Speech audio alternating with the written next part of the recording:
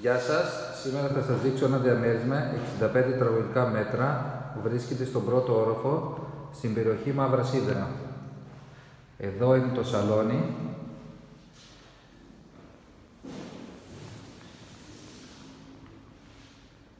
Το διαμέρισμα είναι φρεσκοβαμμένο, είναι σε πάρα πολύ καλή κατάσταση.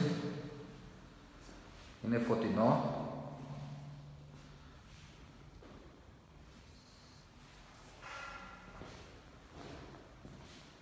Εδώ είναι το πρώτο δωμάτιο.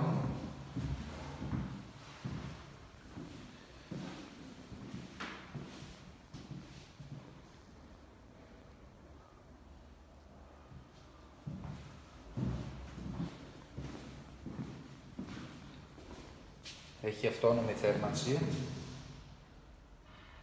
Εδώ είναι το μπάνιο.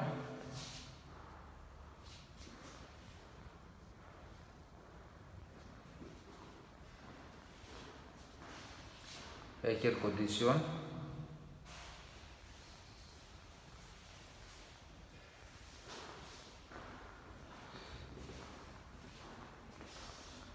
Πάμε τώρα στο δεύτερο υπνοδωμάτιο.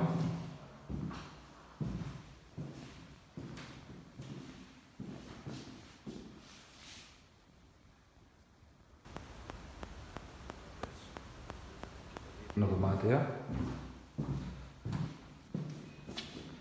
Και εδώ είναι η κουζίνα.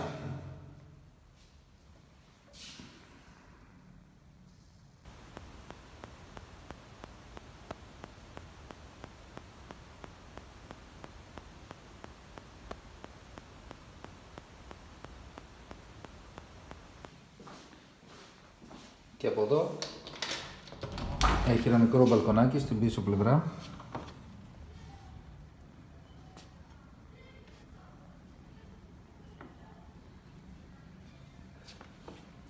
Παντού έχει σίτες, τα αλουμίνια είναι καινούρια και γενικά είναι ένα πάρα πολύ ωραίο διαμέρισμα.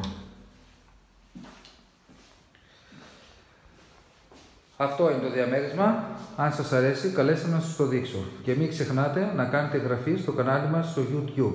Ευχαριστώ πολύ.